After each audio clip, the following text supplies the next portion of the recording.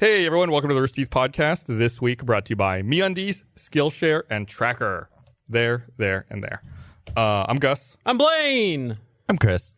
I'm John. I'm Gus. I got pubes on my microphone. Are they yours? My bad. Those aren't pubes. False alarm. We're all right here. Yeah, so we were talking right before the podcast started. Like I felt like, well, I did something really dumb. I guess I'll tell that part first. Like an hour before the podcast, like at 3:50, I was like, I'm going to upgrade my laptop to the new version of Mac OS. Why would you do that? It finished literally less than a minute to go. At like 4:59, it was done, and I was able to log in. Yeah, I'm in. And it went off the black screen? It went to a black screen for a while. I was like, do I need to reboot it? Is it going to be fine? Yeah, it actually worked. I was in a meeting where I was exporting a document that I needed for that meeting. And this has happened in school, too. I've been in school, and I needed to like do something for a class, like export a video for a film class. And I'll be sitting there in class, like listening to the professor and looking at my laptop, and it's like just barely finishing. I hate that.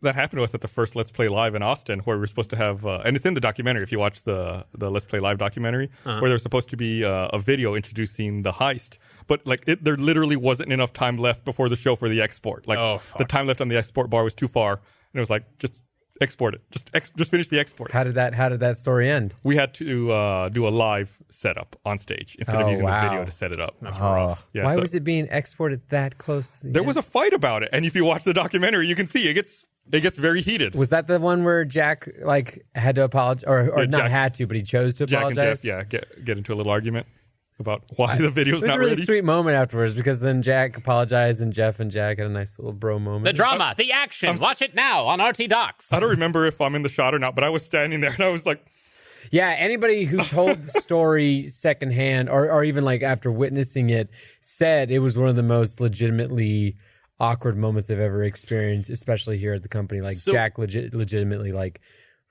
lost it. How do you deal, Gus, with like conflict like that? Do you just kind of? I was happy it wasn't me. Yeah, but say I were to come in like start a conflict with you in like an argument, just really guns a blazing. I guess it depends on your validity of your argument. I mean that's really what it boils down to. If like Gus legitimately wronged you in some way, I would imagine you're a big enough man to like, apologize. It depends on, I guess, my perspective of it as to whether or not I thought you were correct or not. It smells like And that's what you? it boils down to. Do you and Esther argue very much? I mean, it's not very frequent at all. No. But I mean, it's happened a couple of times, but it's really That's rare. pretty good. A couple of times, and you've been married for It's how been a long? little over 11 years. A couple of times. Yeah. That's good. We have a pretty good track record. Have you ever been legitimately angry at me? I don't think so. Have I? I don't think so. I don't. Nothing comes. I to used mind. to be a lot angrier when I was younger. Like when we first started Rooster Teeth, like that was kind of known as being like the guy who would get irrationally angry. But I mean, I think I aged out of that. It's gone. I think you still carry on that persona, like the community perceives you as like grumpy Gus. And when I came into the company at first, I don't know how you guys felt, but I was like, yeah, Gus is going to be like an asshole. I'm going to give him his space. I think I'm like closer to you than most of the other senior people that work here. You're super nice. I'm a nice He's guy. He's super nice. Nice guy, Gus. Good guy, Gus. Play video games in your office. rebranding right now. Yeah. From now on. Wait, Good so I want to find out, have you guys ever been mad at me? Or like, has there been any big conflicts between any of the podcast people that are on right now? I think I can't think of what it was, but I can remember a time being legitimately upset at you about I something. think when you farted on me. I know. That's what I was going to say. There are times where we've been in meetings and you keep farting and you laugh it off like it's a joke. And I'm just like pissed off at you because everyone is in there is trying to do something.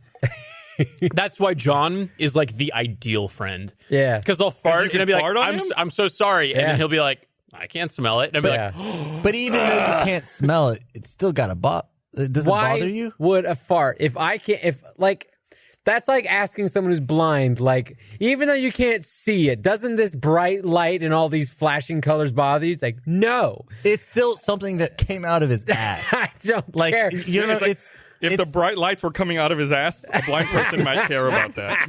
like, if you had no sense of taste and someone was like, here, lick this, and then you licked it, and then it turns out it was Blaine's ass. Yeah, but when Blaine farts, specifically, when anybody farts, the mixture of the particles into the air turns into such a low percentage. You haven't smelled his fart. No, but I'm saying like the it's amount way denser than you think. What if he farted on you? I actually, in college, I for a year I lived in a dorm, and when Can you imagine where this is going? I just like played stupid little boy laugh. You're so excited about it. When my dorm mates, and we were in a hall, and so we were all like friends. We were like 2D. That was our hall, 2D, and when they found out I couldn't smell, they didn't believe me. And so they were trying to devise a way to see if it was legitimate. And so what they determined was that there was one guy in the hall who was known for his farts being extra bad. And so they set up a very scientific test of us standing in the hallway and him farting right into my face to see if I reacted. You know what you are, John? What? You're like the kid. There's this kid named Kenny. I don't think any story involving a kid named Kenny is ever going to end up well. Yes, yeah. Is that guy? No. No. There's this kid named Kenny in my middle school, and he was the kid who was like, he just wanted to be liked. And so he would like, people would pick stuff off the cafeteria floor, like an old gummy bear that was like covered in dirt, and be like, "Hey, Kenny, eat this." And he'd be like, "Yeah, okay, guys, all right." And then he'd eat the gummy bear, and then everyone would be like, "Oh," and he'd be like, "Ha ha ha," because he just wanted attention. Yeah. And like he thought that was like him making friends. But this was like I couldn't lose in this scenario because I can't smell. Yeah, Chris. you can lose. I can't smell. You're the dude getting farted in his face. You're gonna get pink eye. You got pink eye. Because Probably, yeah. you know what, Chris? I bet you didn't do anything stupid in college. No, I did plenty. I'm sure of you stuff. haven't done anything stupid in front of a camera. No, I've done. I'm sure you haven't done stuff that you'd regret or other people would But I'm think not a that's Kenny. I'm not a Kenny, John. I'm just saying you're throwing shade at me, and let's just look through your career reel. Hey, do you want to make you feel better, John? Because Chris is attacking you right now. One of the first videos that I had to, or one of the first things that I had to do when I was an intern was edit videos for RT Live. And I remember, like, sometimes we'd have weeks where we just have content out the butt. Like, people had been filming stuff around the office. It was great. Yeah. And then sometimes you had to dig deep into the dregs of our old files. dregs. Yeah. So, like, you'd have to find, like, old crap that was, I know what lost. these- So I remember digging through our server and going through and just like, oh, this is crap. And then I found a video called Chris Diaper. And I was like, okay, let's see where this goes. And then I proceeded to watch, like, poor little college Blaine. A fan mailed in adult diapers into Rooster Teeth. And then Chris thought it would be a great idea if he and, I don't know, like Brandon or someone else put these diapers on and then proceeded to soil themselves in these diapers and film it for an RT So you Live. shit yourself. No, I didn't shit myself. It was pee. Okay, you peed yourself. Chris is the only source here. No, it was he just could have done pee. both. You willingly peed yourself. He did pee, but I remember there was like close-up shots on Chris's crotch, and I was just like sitting there like looking around if anybody else is watching. It's just like really But that's uncomfortable. definitely not as bad as getting fart in your face. Well, it was never released. Oh, but mine was never released either because there's no footage of it, and I'm just telling you the story. So that footage was never released? No. So, for Extra Life. No, I don't even think it exists anymore. Speaking of for Extra Life, we had to get rid of the milk that was behind me. Ooh. It was the 2018 milk had to go away because it looked like it was about to explode. You could have just opened it up to air it out. What are you talking about? No, it was you. Who was here? You were here, right, John? I was here Or for the Chris? milk. Yeah, it was really nasty. It was the 2017 milk is still okay. It's still back over there. It's weird. Wait, so the 2018 didn't last, but the 2016 didn't last? Which one was that? 2018. that was the one All right, I just now that was the realized. theoretically the fresher milk was about to. Well, no, explode. they. It's not that it was fresher. They were both purchased on the same day. I just labeled them two different things. Oh, So But one was one. one was wonder ready if to it's- explode. I wonder if it's getting hit by light or something. That's what some guys differently? speculated. I said maybe like in manufacturing. Some like, guy, one of your I don't coworkers. remember who it was. Who said it? Was it Nick? No, someone said maybe. Yeah, the some light was fucker. getting- I wasn't paying attention. They're I was all a waiting bunch for my of laptop. generic to white upgrade. boys. It's hard to tell them all apart, okay? True. Just Rooster Are you Teeth. watching the Let's Play Family Reunion? It's just a bunch of white boys in California. Yeah, those guys. Jack rivaled my title for Cheese Master last night. I've only heard about it, and they even like touched on it. Apparently, he like passed out at one point, and he's fine today. But I guess he got really bad last night. what There, did you there was do? alcohol in a hot tub involved, which is not a great. Like, combination. wait, it's awful. the hot tub was full of alcohol. Yes. There was not a hot Yes. tub of alcohol. No. Oh. The hot involved. tub was full of alcohol. Wait, Chris. really? It was full. How were you salutatorian? You You were did so many salutatorian? things, and I question this constantly. Why couldn't there have been a hot tub full of alcohol? Oh, I don't know, Chris. How much is like per ounce? How much is alcohol? And then filling a fucking hot tub with it. Whoa, whoa, whoa. Do you think you could actually afford filling a Yeah. hot tub? Now we don't have to ask if Blaine's ever been mad at Chris. Okay, all right, dude. All right. Dude. What is the point of this thing? It's like they're going out there and doing a bunch of jackass stuff. Sure. Right? Okay. A hot tub full of alcohol seems within the realm of possibility. It really does not. It doesn't. Because, like, you would have to heat up the alcohol. No one's going to want to drink alcohol that someone's been sitting in. I wonder- But it's also just the sheer mass. I wonder if it heated up and the vapor got in your nose. I bet you would get That's what I'm so I'm drunk. legitimately going through like the scientific ramifications of an entire large vat of boiling. Not boiling. Just Well, like 130 degrees. well, right? alcohol Yeah. boils faster than water, right? Because the alcohol will leave, right? But then it But in a hot doesn't tub, freeze, I don't know though. in a hot tub, I think you would still probably be okay. I'm just saying, I bet you could get really drunk. I bet you fucked could. up. Did you? I think you die. You probably would. No, Do you no. remember that shitty song from the '90s, "Steal My Sunshine"? By the group Led? Yeah. It was like a one-hit wonder. Yeah. Well, keep I going. read- What is it? I read a little bit of trivia about the music video they made for that the other day. I guess like the label was really into it. They thought the song was going to be huge, so they gave the band $150,000 to make a music video, and they spent $100,000 on liquor. And they said that they had so much liquor they broke an elevator at the hotel they were staying at, trying to get it all up to their rooms. That was like, How do you spend that much money? I mean, I guess if you're going to hot tub. So that's what made me think about it. It's like I can't imagine. It's like you get all that money, like let's just buy liquor for the duration of this shoot. I'm even thinking like Alana and I were looking up the most expensive things that you could buy on Amazon. Just out of curiosity, it just came up. And one of them was lubricant. You could get an oil drum filled with lubricant. I think Couch Shop might have done that recently. But it's like $1,300 or $1,400 for a barrel of lube. So That's it? Extra life. Oh, yeah, that'd be fun. That'd be cool. Oh, can you imagine a slip and slide with lube? I think it would be dangerous. I think we'd have. Someone would just like A trip hazard. like we'd break the sound barrier. Man, It'd that be like sounds like a lot of fun. it'd be like a Christmas vacation. Yeah, that's the only image that's going through my head right now. Goes down the toboggan in that nonstick coating. But anyway, so I was saying like I felt when we started, I was upgrading my laptop. I felt like really discombobulated. I felt almost like one of those dreams you have or a nightmare where it's like you show up to class and there's a final and you forgot that you had that class and you're not wearing pants. Or some combination of that. It's like I only went to college for a year and I still have those fucking dreams. Really? I never had the pants or the nudity dreams, but I had the ones where you didn't study or didn't read or didn't go to class the entire time and just woke up with the worst panic ever. And I still do. I hate that. Like I'm a decade out of any school and I still have those kinds of nightmares every once in a while. I have those, and then sometimes they'll have these ones. I don't know if it's based on like how the person is wired, but I have a lot of dreams where it comes to a physical activity and I can't perform. Like where it's like Sex? blank. No. Well, yeah, I guess that's been a dream, but like no, like all right, Blaine, you're in a race or you're being chased by something, and then I just can't. Like I'm running like slow motion in my sleep. I think I've had a erectile dysfunction dream before. I think I've had that kind of a dream. Yeah. That's probably something normal, right? I've never had one of those. Yeah, I've never had All one. right, that's I've just had me. dreams where I've like had sex with like fat men, and I wake up and like, what was that, brain? Like, I don't feel so bad about my dream anymore. Wait.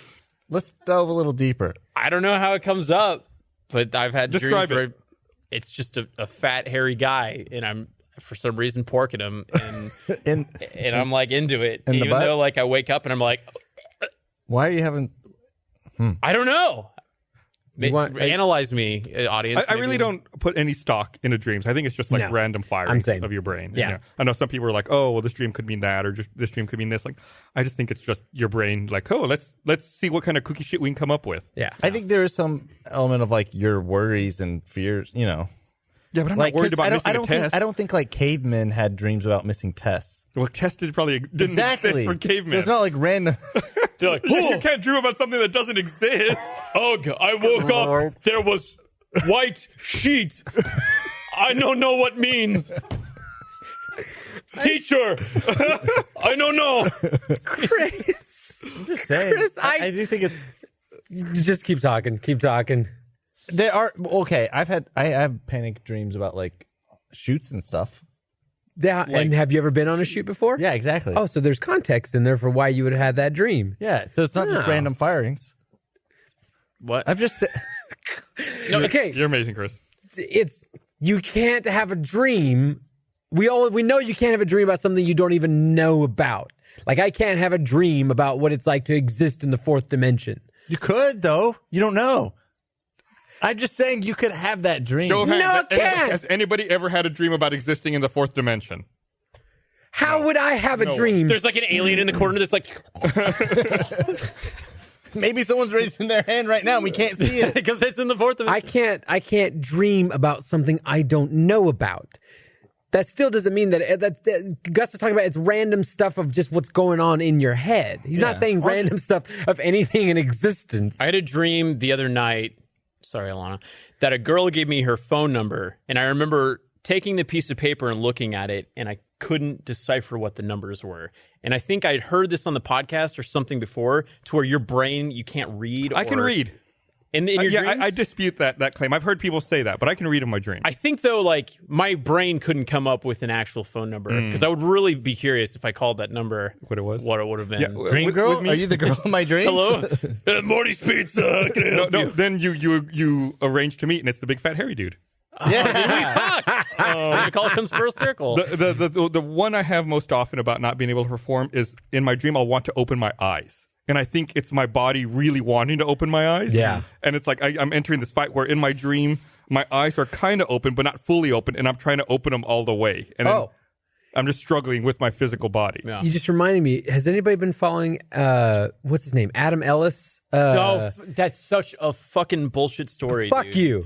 It's so bullshit. Why it's so is it bullshit? easily prove that you can that ghost story is bullshit. There's a guy, not Adam Ellis, like the big Viking man that works in IT here. There's a dude who's a writer for a book that's promoting his book or some shit, and his apartment is haunted, and he's been releasing these tweet. It's so good to follow, though. Patrick bullshit. is on vacation, but he sent me that like last week. It's so fun to follow. It's horseshit. I don't care if it's fake because I don't believe in ghosts anyways. I don't think there's anything for a ghost to be. So I know for a fact it's fake and that there's a way to explain everything away. But it's super fun to like to read like what's going on. If he's just writing this like as he goes, he's doing a great job of creating a great ghost story. I'm sitting there and poking fucking holes in everything. Cool. Though. You have no imagination and you have no fun. I do have an imagination. Jeez, Blaine is loud today. I'm sorry. I had a Red Bull. Man, got feisty Blaine again on the podcast. But it's You one of those down that Red Bull, too. the ghost story starts. I love how he started, where it's that he was told that there's a ghost in the place he was moving into. Do you know anything about this? I know about this. I heard about this. And that if you can ask him any question, but you can only ask him 2 questions at a time. If you ask him a third question, then he kills you. Oh my God. What is wrong with you? Why can't you have a little fun? This is a new development that sounds like such stupid shit. That's the beginning. That's how it started. What? The questions thing? Yes. Because all I can remember is something is up with his hallway and the cats keep staring at the No, fucking door. this is you got to go back to the beginning. He moved into a new apartment. He was told that story, and then he had a dream where he met this kid, and then he asked him a question. The kid answered. He asked him another question. The kid answered, and they asked him a third question, and then like it all went wrong, and he woke up, and then that's when a bunch of weird stuff happened. That happened even before the whole hallway thing. There's a whole bunch of stuff. It's a really long story. It's amazing to read. So I don't like that he's putting it out. Who as cares? real. Who's he hurting? Blaine, apparently. My feelings.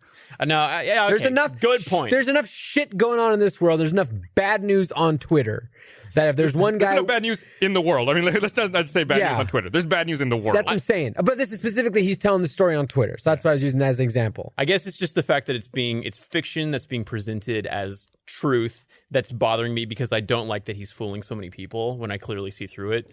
But I will give you this: it is entertaining to watch, and I'll let you have this. I think It's like going to the Blaine. It's like going to the theater and watching like The Conjuring. It's like based on a true story. You're like, Yeah. No, this is based on a true story. I think basically, shut up. I think basically anybody who's reading this who already is inclined to think of ghosts, cool. They actually think this is happening, and those who are inclined to not to believe that ghosts don't exist, I don't think this is swaying anybody. I don't think this. What's going on over there?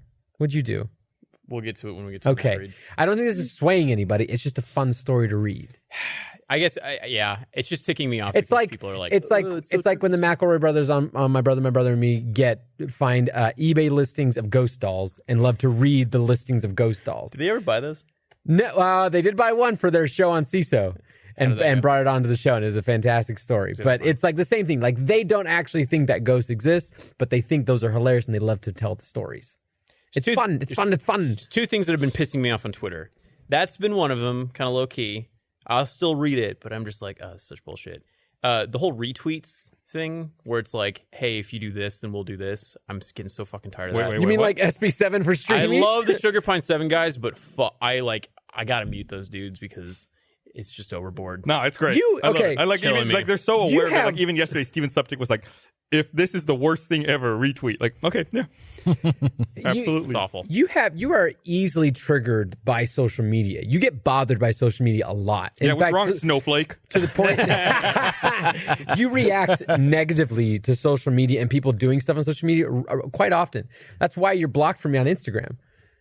Ooh. I'm blocked from you? Yeah, you complained about selfies, and I was like, all right, you don't have to watch it, so I blocked you. Oh, okay, fair enough. But that didn't bother me. You did. You literally brought it up to me in a conversation. You said selfies, and specifically my selfies, you think are stupid and bother you, so I blocked you. I didn't say they're stupid. You do post a lot of selfies. Cool, I don't care. Don't follow me. Your donger was in one of them, too, and I was just That's from like 2-3 years ago. Wait, his donger was in it? His donger was in it. This is 3 years ago. That's what I'm saying, is that you even bring up something 3 years ago as something that bothers you. See, this is the podcast where nobody had ever fought with anybody. But tonight, it's everybody against everybody. It's a fucking free-for-all. When was his donger in it? There was one where he it's in black and white. It was like an outline. That was probably when I was... Allegedly. It's an alleged donger.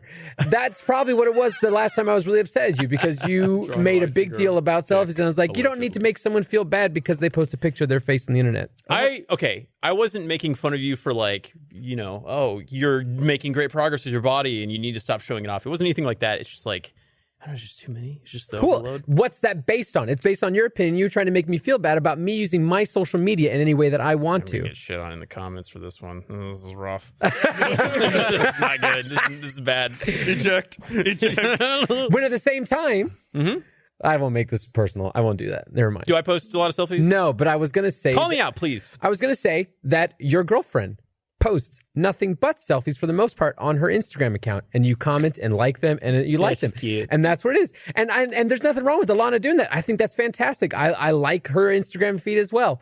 But it was literally that day, I think you did that Alana did it, and I caught it. I was like, that's almost all of Alana's stuff. But because I don't know for what reason, because I'm your friend, because I'm a guy, because whatever, you decided to pick me out. And then not judge your girlfriend. Yeah, I guess that's pretty. Well, I guess it's one of those things. I guess he wants to follow you because, and I would say the same thing, that because we're friends, but also I don't necessarily want to see your donger. It wasn't even my donger. Bad. It was I don't nothing. Post my donger. Okay, so that is an invalid statement as to why you don't do. I love that so we're calling it a donger. Can I just say that? Yeah. Like, I love. I'm fine with It is the donger. so benign. It's not even flagged. Like it hasn't been removed. The donger picture. The donger picture. Yeah, it's a flaccid donger. But still up there. His donger is so inoffensive. You can't even see it. Right. Yeah. Not even gonna argue that. I did have a conversation about the word dongle earlier today. Like the little keychain thing? Yeah, and how some people are like not offended, but like are bothered by the word dongle. Why? I don't know, because it sounds like dong. It's funny. It's a funny word. Because it has the word dong in it. Yeah. That's why it sounds like dongle. There's when you're talking in computer terminology, like if you're dealing with multiple systems or like replicated systems, it used to be you would refer to those systems as a master system and a slave system. But about 10 years ago, that began falling out of favor, and now you refer to them as primary and secondary. Yeah, that's a whole audio term, master and slave. So it's interesting how words can have a meaning greater than what you're talking about in the moment. And it never bothered me when I was dealing with... Why are we cutting to Blaine taking his clothes off? It's fucking hot in here. Well, here, let me read this. Also, getting roasted didn't help. I want to remind everyone this episode of the podcast is brought to you by MeUndies. You already know MeUndies makes the most comfortable underwear in the world. If underwear isn't your thing, we're excited to announce that MeUndies socks are finally here. Be ready for work, play, and everything in between with the new MeUndies socks. MeUndies will be the most comfortable pair of underwear and now socks you will ever own. 100% satisfaction guaranteed. They guarantee you will love your undies and socks or your money back. Right now, MeUndies has an exclusive offer just for our listeners. Get 20% off your first order and free shipping.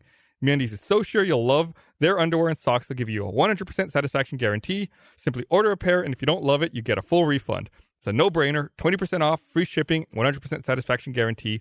What are you waiting for? Get your exclusive 20% off the best and softest underwear and socks you'll ever own. Free shipping, 100% satisfaction guarantee. Go to MeUndies.com/roosterteeth. That's MeUndies.com/roosterteeth. There was a huge fight going on for socks right next to me. I don't know if you could hear that the whole time. I've got my socks on right now. I'm MeUndies socks. They're really comfortable. They gave us a bunch of free ones, so Chris and I have been fighting over them. Oh, man. Did y'all settle it? Are y'all done? Yeah, because I won. It's going to be a donger fight? Where's the other ones? You got two. You gave one pair. I thought you had two pair when that fight started, Blaine. I had 3 originally, and then Chris stole them out from underneath my butt. Yeah, I had 1 and you had 3, so I took... Whoa, you got cool ones! I have Gus's, so Gus and I can be sock buddies. Yeah, I guess same socks. These are cool. Which ones did you get? They're actually really comfortable. No. Well, there's no shit. MeUndies is fucking awesome. I'm wearing their boxers right now. That's all I wear anymore. So good. And then one other thing, I may as well mention this now. I don't know if you've noticed, we have the Ruby Combat Ready game combat ready on the coffee table. It's going to be coming to Kickstarter this Wednesday, September 27th. So if you're watching this live, that's 2 days from now. If you're watching this on YouTube, it's today. September 27th. Ruby Combat Ready is a co-op board game where 2 to 4 players join forces, take on infamous Ruby villains, and slay a monstrous Grim. It's produced by us and world-renowned board game developers Arcane Wonders. They've done games like Sheriff of Nottingham, Mage Wars, Viral. So players cooperate as Team Ruby, overcome a powerful villain, along with several deadly objectives that modify gameplay. Battle plays out as a series of duels, with players engaging the villain in turn.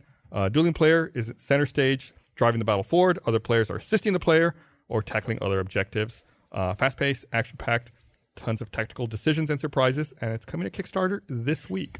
So be sure you check it out if you want to get more info on the game. They'll have it on Wednesday. And so, if I'm translating that correctly, the game is a cooperative game where it's everybody wins or everybody doesn't win, that kind of a thing. Yeah, that's a whole genre. Brian's nodding yes. Yeah, we got Brian here. I like Brian's from Rooster Teeth Games. Yeah, I like that kind of game. Yeah, it's a whole genre of games that I'd never experienced until the last few years that was an actual way that games could play. Because you always think of games as just a versus kind of thing. That's super fun. What's the one game where everyone starts Twister. out? Shut up. No, that was a movie. What's the one game where everyone starts out working together? They're in the creepy house, and then at one point the event happens.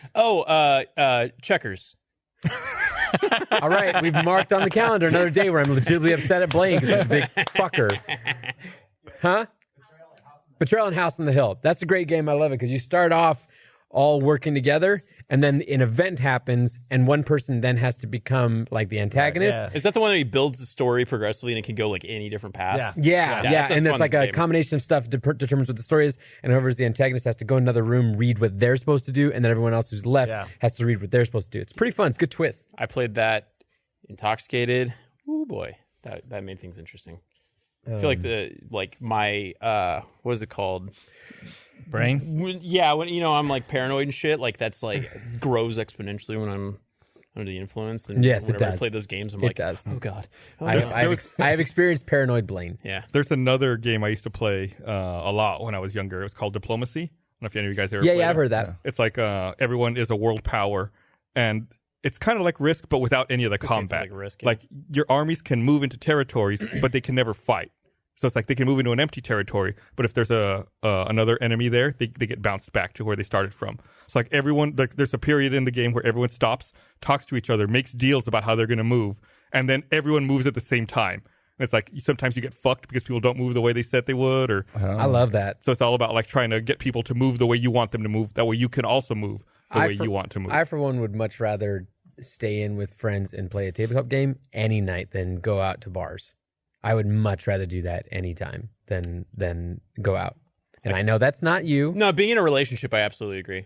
If I'm single, I'd probably. I would actually like to meet someone at a tabletop party. That's what I would like to do. Ooh. I don't. There's that like tabletop place that's not too far That's from right. here. Oh, I went there. I went. We were there with Nadia's birthday or something like that. Someone's birthday. Josh's. Something like I went that. to a tabletop place yesterday with Brandon, Paula, and Jordan and Holly. Okay. Yeah. I Did like you guys that. go karting? No, we didn't go. Well, they Good.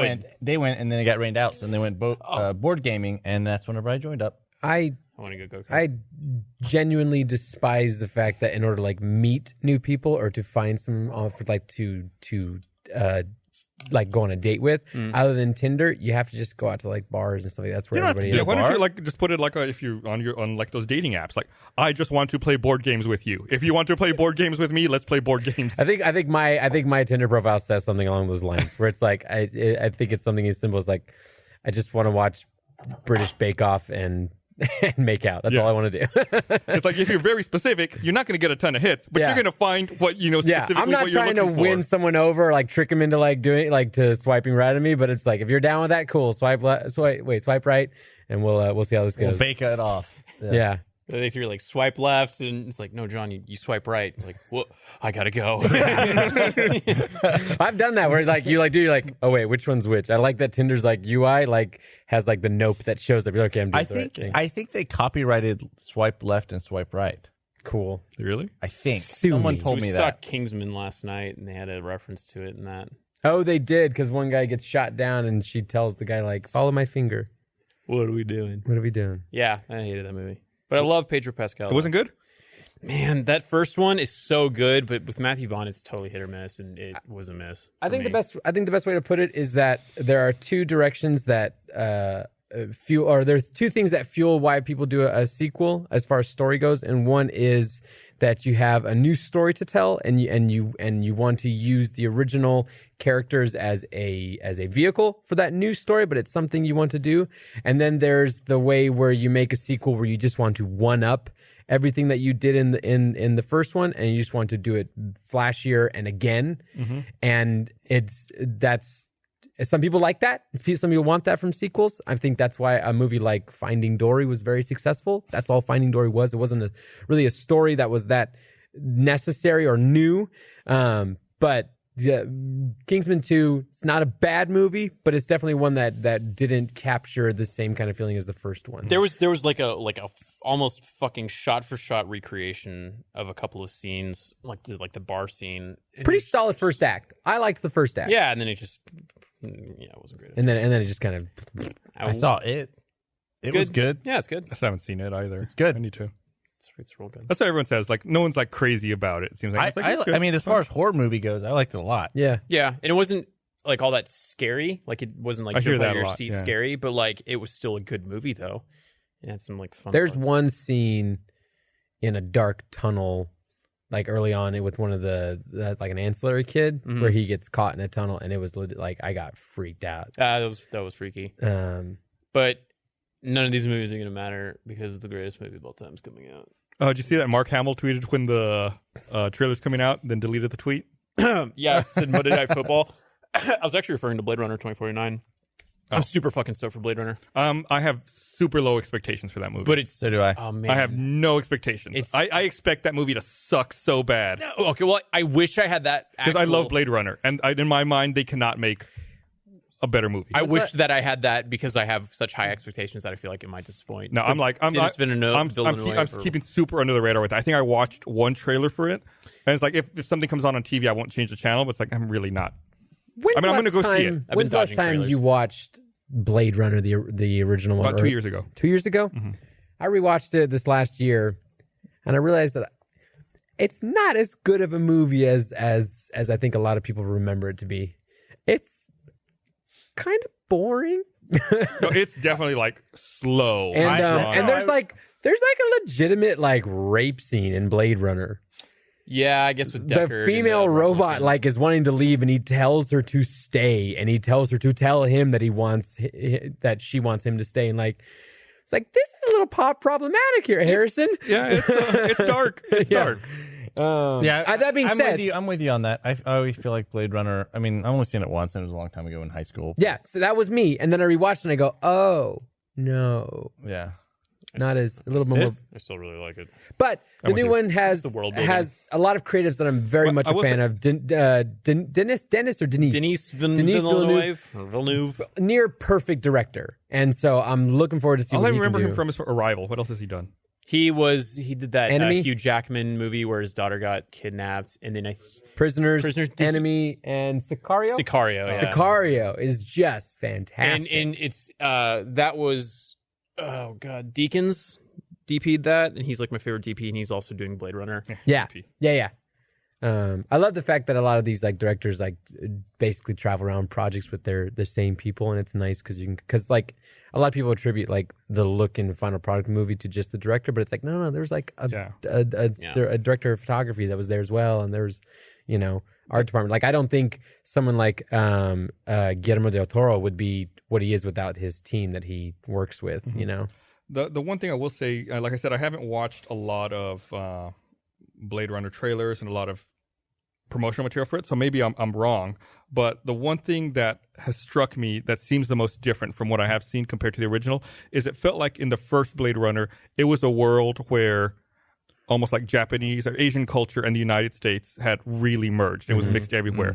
And I haven't seen that anywhere in the new one, aside from that one scene where I guess Ryan Gosling goes and there's like Korean written outside of a building. Yeah. So it's like I'm wondering like how different does the world look in this iteration compared to the original one? Because the original one has a very iconic style to it, and I'm not seeing that in the new promotional material. Yeah. It was like definitely in the slummy parts in that movie, but like every time they went to like Tyrell Corporation, it had a different look to it. Yeah. But when I went to San Diego Comic-Con, they had like a whole Blade Runner street that they did. They had this like big collaboration with Johnny Walker. And if you went into there, it was totally like stepping into Blade Runner, the original one. Like they were serving Chinese food, they were serving noodles, and there was like Japanese or I don't know. Yeah, and again, of course, they've just they're being very selective with what they're showing. I have no idea what's actually in the movie. But I don't know. Either way, I'm stoked. I'm excited to see it. I already got my tickets. Are you more excited for that than Star Wars? I don't know. That's hard for me to say. I think like Blade Runner, this is probably the last one that they're going to do, because I don't know if they've mentioned doing like more. And like Blade Runner is almost of equal standing to me as Star Wars. Yeah. Really? It's just like that world is just so fucking intriguing to me. Like like I know it's like not one of those movies that you sit down and you're like, all right, about to be entertained. It's like, it's one of those nights where you're like drinking some alcohol and you're just like, I just want to chill and just kind of like think about life for a bit. And that's when I turn on Blade Runner. So I don't know. I'm really excited about it for, I guess, different reasons than everybody else. Speaking of movies, did you see the trailer for the Mummy video game? The Mummy Demastered? No. What is that? Is it based off the movie? Yeah. The dark universe? It's like... Is this a real game? This is a real game, right? This trailer that's going around? It's on April 1st. Has anybody seen this? No. Seen it? No. It's like old... It's retro style design, like 8-bit kind of looking art. There it is. And you play a soldier that gets raised from the dead and then fights through mummy-like, settings. It makes me think of Ghosts and Goblins. Very. See, there's your character, and he dies, and he's raised up. And at the end of the trailer is a pixel version of the female mummy from the Mummy movie. But there it is, which I find hilarious that. Like it kind of just, it made me realize that even though that movie was just terrible and failed miserably, there's other reasons why they make these movies, and it can be things like, well, we'll make the movie and then we can make the video game, and the video game's successful, then we still make money and that kind of thing. So just because the movie flops, there's like all kinds of other. I was thinking about renting and watching The Mummy this past weekend. And it's bad. I was looking through iTunes, right? Yeah. And they have like the Rotten Tomato score there next to it. Yeah. 16%. Yeah. Oh man. It's that was like no. Do you remember when the trailer came out and they messed up the audio and it was just like they released silence? Yeah. It was just like ah! I was really excited for that movie too. So was I. I thought the trailer was awesome. The original Mummy movie is legitimately fun and good movie. Yeah. The one with Brendan Fraser. I wonder if that's aged well though. I actually should go back and rewatch it before putting my foot in my mouth like that. But yeah, This did not capture any of that, and it was so dumb just the entire time. I just like that. Down to the point of like, let's make the mummy, but let's make her a sexy girl. My favorite part is that they released like a big like marketing photo where it was Tom Cruise and then like I guess Russell Crowe and then just like all of the cast of the Dark Universe. Yeah, and they hadn't even released Johnny Depp. They hadn't even released The Mummy yet, so they have no idea how it's going to be released. But then they're just convinced that they're going to make this whole like cinematic universe. I'm very excited about the rest of the cinematic universe. Are they going to continue making them? Even though they were already flopped? in production with a couple of them, and even I think post The Mummy, they announced like the Creature of the Black Lagoon that they were going to add it to the roster as well. Who was the other? There was like a bunch of It people. was it looks like was it it's, Javier or Benicio? It looks like it's Javier Bardem, Javier. Johnny Depp, and that woman whose name I never remember. She wasn't she in the Mummy sequel? Which one? Oh, yeah, she was in Kingsman 1 too. Oh yeah, she was in Kingsman. She had the sword That's legs. the Mummy. That's she's Oh, the she? Mummy. Oh, She's the the Mummy. mummy. She was also She's a in Atomic dancer. Blonde. Oh my god. She got naked in Atomic Blonde. Yeah, that was a fun one. Yeah. That's the Would you ever fact. do a nude scene? Would I ever do a nude scene? No, I'm not proud of anything that's going on down there. You're in an episode of MDB where I'm gonna have to get you naked. Excuse me? Yeah, you got an episode of MDB coming up, so I gotta get you naked. Sorry about that, pal. Wait, what do you mean that you got to get me naked? We've already. Because it's in the script where you get naked, so we gotta get you. Come on. When you say it's in the on. script, you mean it's in the story that someone already told. Yeah. So they've told it, and now you got to shoot It it. doesn't involve the one that I don't want we people thinking shot. that it's. What? It's someone else telling a story about me getting naked. No, it's you guys talked about it. I don't remember talking about taking clothes off. I was trying to be really careful with that because I had to like wear like a skin tight blue Look, thing. we've already all seen your dongle, all right? Your Donger. donger, please. Your Chris. donger.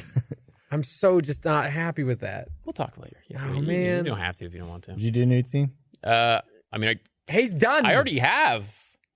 You guys, Yeah, No, okay. yeah, so you say yeah. do a nude scene, but in Hollywood, a guy doing a nude scene I'm means talking about he still, show your he doesn't dick. have Would you to show. your dick? show my on dick. camera? It depends on like where. You gonna go if feet? I had like just embaited and it was like still Embaited? it was still hanging low. My donger Wait, you just what? masturbated Okay. because that's like It looks good. because it goes flaccid, but it's still at the same like Yeah, yeah. girth and Yeah, length yeah, when so it's it hard. looks more So impressive. it's, you You're look like- like you're just hung like a horse. Yeah. yeah. Probably then. Yeah. I'd be like, guys, so we you'd gotta be like, pause for I this. have to go jerk off, and then I'll come back, and we got like 5 to 10 minutes, and then yeah. that's it. 5 to 10 minutes. You got fucking Superman over here. 5 to 10 minutes. Oh, there's that. I don't know. 10 minutes of that girth staying there? That means the blood is. I mean, still... but the room's got to be hot though. That's another. I mean, I would request a cold room. I want as much shrinkage. I want it to be in an ice cold swimming pool. I want it to be like inverted. I want people to be like, whoa, what? Actually, like, wait, like squint. You want people to squint? I want people to buy a 4K TV. Just to see it. I think we talked about it on the podcast, but there was this kid that actually happened to in the locker rooms, and he'd be like in the corner. Is his name Blaine? No. Although, like I think it did happen to me before puberty hit. Like I suffered from the same thing, but basically it's what? like your penis, like it's your pride is like it's like a oh shit. We've looked it up on the podcast. It's like a placebo effect type thing. To where like your pride is so hurt and you just feel so self-conscious that your dick literally just goes like Wait, What noise does it make? It inverts. no, it's like it's like shrinking dick, like it like kind of like tucks in like a little turtle. I've never had an inversion. I think that happened to me like before puberty. Like your dick went back in?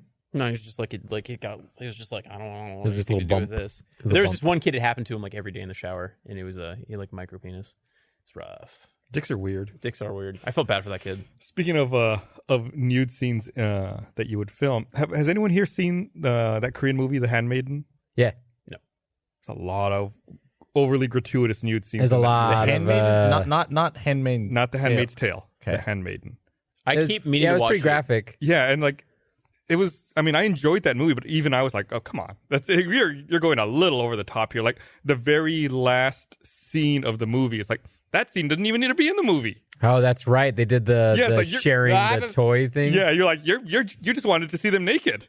There's Yeah. no reason this scene should be in the movie. That's the director of Old Boy, right? Yeah. Yeah, that guy's kind of fucked up anyways. It's a good film. I recommend you see it. I'll go Yeah, check it out because I dude, liked Old Boy. Awesome story. Also, the trailer doesn't tell you anything at all what that movie's about. Like, I started watching, it's like, oh, okay, that's what this movie's about. Oh, I was not expecting that. More movies need to do that. What's a good example of a I movie? think it helps when it's a foreign language film, right? Like, you don't want to Sure. like subtitle it They or usually have dub very it. little dialogue. It's a very they do visual trailers. Right. So the trailer focuses on the visuals and like it plays like creepy music to kind of build an atmosphere. Yeah. It's like, and that's it. It's like, okay, that works. I yeah. feel like 10 Cloverfield Lane had some pretty good trailers that didn't reveal a whole hell of a lot. For what? 10 Cloverfield Lane. Oh, 10 Cloverfield. They did, man. Every time they do one of those movies, marketing is They're done supposed to have another one this year. Yeah, so apparently there is a third Cloverfield movie, but it was like under the guise of a different movie, and then they're like, "Oh no, this is a Cloverfield." Yeah. movie. What was it called? It was God Particle. Yeah, This was the working title, I believe. yeah. I don't know what it's about though, and honestly, I don't mind. They're probably gonna like release the Yeah. trailer. They just and be renamed it Cloverfield Movie 2018. Like, yeah, they'll be like, "Oh, it's out tomorrow." You know, I I hope they do. That's what I loved about 10 Cloverfield Lane is they announced it and it came out like a month later. there's no hype built for it. Yeah, it I was just like- went in and I was like, "All right." It's like, here's the trailer and it's coming out good. next month. Yeah. It was good. I liked it. What do you think people still watch movies just for the nude scenes? I don't think so. No, used to. That's what I'm saying. Like when I was before internet. yeah, porn. like when I was like, you'd in watch middle movies school just or for a something. bra scene or something. Exactly. Like because the internet was not as accessible, it was harder to get to. There was like maybe people have like one computer in their house. It's like in the living room or something. I would watch movies Yeah. just because they had nude scenes. Yeah. Just Same. to see maybe some boobs for like 5 seconds. You say boobs funny. How do I? Like you say it like a kid. Yeah. Like who's excited about it. Boobs. Wait, how should I say them? Boobs. Oh God, that's the brown note. John almost spit take. That was hilarious. I was a little how kid should I say them? trying to say boobs like an adult. Boobs. Wait, how you say boobs? I don't know, but I don't say it like You you. just say it casual. Like it's not very casual when you say it. It's like Yeah, you make it sound like you're worried that your mom's around the corner and is going to hear you talking about boobs. I feel like that was a big part of marketing too, because if you can remember back when they were selling DVDs, like early internet times, they were like unrated edition, and then it'd have like a picture of boobs on the cover, like covered up by like a skateboard or I something. think it started with American Pie too. Oh, for sure. American Pie was the first one that was like the unrated. First one for me was yeah, old shit. school. Scary movie as well, maybe. I hate those. Those all are after American Pie. Are they? yeah. Yeah, Yeah. I got American it. they Pie's like parodied 1998. 98, I believe. Yeah. 98 or 99. Yeah. Here, let me read this other thing. I want to remind everyone this episode of the Rooster Teeth Podcast is brought to you by Skillshare. Skillshare is an online learning community with more than 17,000 classes in design, photo, and more. Premium membership gives you unlimited access so you can improve your skills, unlock new opportunities, and do the work you love. Skillshare believes in accessible learning and the price that reflects that. An annual subscription with unlimited access is less than $10 a month, making it one of the best you can find for online education. Since Skillshare is sponsoring this video, the first 500 people to use promo link in the description will get their first 2 months free to try out risk-free. Again, that's the first 500 people to sign up will receive a 2-month free trial. Go to skl.sh/RT to start your free trial now. Man, I feel like the Earth collectively has had a bad run these last couple of weeks. Yeah. I don't even know how to respond to any of it anymore. Between, it started with Hurricane Harvey. Yeah. Then Hurricane Maria. Well, not then. Then Mexico had 2 earthquakes, one of which was really, really terrible. And then Hurricane Maria hits Puerto Rico. It's like, come on, give us a fucking break. Yeah. There's so many natural disasters going on simultaneously right now. I was looking at a photo earlier of the island of Puerto Rico that was taken it was a satellite photo taken at night. One. Yeah, and it showed before the hurricane and the island's totally illuminated, and then this is a picture I was taken yesterday, and at night it's just all black. Well, there's some light in How San many Juan. days has it been since that I occurred? think it hit 5 days ago. Well, the thing is it's like Houston or something, right? Not to say that Houston's worse or better, but Houston at least has the benefit of it's connected to all these other places that still have infrastructure and aren't flooded. It's landlocked. But Puerto Rico, it's there's an there's island. nothing. It's an island in the middle of nowhere. I mean, I lived there for a while, and even when I lived there, without a hurricane, electricity was spotty at times, and it would just go out. And now I think I read that it's going to take like 3 to 6 months to bring power back online. Crazy. And that's for the island. It's just America. Right. Yeah, that's People fail to remember that. People forget that. Right? what's Yeah. that? It's considered an American. It's a Commonwealth. Commonwealth, but they are citizens. Yes. Yes. And it's like people don't realize, like, oh yeah, Puerto Rico. It's like, yeah, this is America, where people are going to be there without. To put it in any terms, there are responsibilities. Oh, there it is. Damn. Oh That's shit! insane. That Yeah, looks and then like they said that like a dam was going to fail in the northwest part of the island, and they had to evacuate like 70,000 people as a result of it. It's absolutely crazy. Did you see that video of a guy who went to some beach and like the water had just completely like gone away? Like it looked like whenever there's a disaster movie and it's like going through a pre-roll newsreel of like, oh, all these things have been building up to this climactic event. Like You know that seems like footage is one going to of be those. licensed for a movie in the future. Oh, I'm sure. And that was for Irma, I think, when Irma was hitting Florida. Yeah, That I'm just happened. talking hurricanes in general, but yeah, it's pretty fucked. Yeah. And then there's potential nuclear war going on. Yeah, people don't even talk about Irma because these other two hurricanes were so catastrophic. Yeah. And then the earthquake in Mexico. Irma was Yeah. Florida, Yeah, that's the one that hit Florida. and Irma didn't do as much damage as its predecessor, the one it came after. Thankfully. That being said, the people that are affected by that, can you imagine? They're just like, oh, we're getting outshadowed by all these other. Yeah, it's still a big deal for them. Yeah. Yeah. Yeah, on a personal level, yeah, it's a big deal for everybody that just goes through it. Right. They're still suffering from flooding and all that shit. I think I read that. Again, I'm not going to talk about Florida. I'm going to talk about Puerto Rico. In Puerto Rico, they have a mandatory curfew. People can't go out between 6 p.m. and 6 a.m. Why is that? because it's dangerous. There's no lights. Drowning and stuff. Yeah. Oh, wow. Yeah, That's just crazy. I don't even know what to do to like. It does instill a feeling of helplessness that on a scale of like multiple hurricanes and earthquakes, stuff like that. It's like, well, what can we do? Like, what can we do to stop that or to help that? And it's like, I don't know what I can do. Yeah. Well, and we talked about disaster buckets, and I think not that that's going to help anyone else. But Chris, are you doing an ad read for No. disaster buckets? What are you doing? I'm just saying, like, I remember, like, I think me and Bernie talked about it at one point where we like had disaster buckets at our house, where it's not that this is like going to help anyone in Puerto Rico, but like I have a bucket of disaster food and like medical supplies Yeah. and all that kind of stuff. And it's like, Yeah, I think- and I tell people about that, and they're like, "Why?" I'm like, No, I don't think that's a bad thing at all. I think having what's Bernie call his bag, his go bug out bag.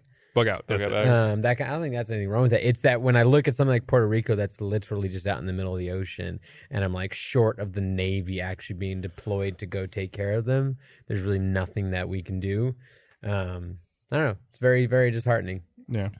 It's overwhelming, right? Like you want to do something, and I've tried, I've given money to some charity organizations, some relief organizations, but it feels like it's a drop in the bucket for like all that shit that's going on. And even if you try to like on social media raise awareness and get the word out there, it's like people are starting to suffer from fatigue. I think it's like, oh, now what? There's another disaster. Yeah. One of our writers, Dave, he's got like a grandma out there and some family out in Puerto I Rico. think it's his grandma-in-law. And they tried to see if they could go out there and visit her and help her. They won't let people in. The airports are closed except for like emergency and military flights. And then he was also like, her generator's fucked, and that's the only thing that she's getting power from. So we bought her a generator, and we're sending it out there. Hope it makes it. We have no idea, because like it could get looted. It could they just get it out there like months later. Yeah, who knows if anyone's even delivering anything, or if the delivery companies are able to land at the airports there. Yeah, It's crazy.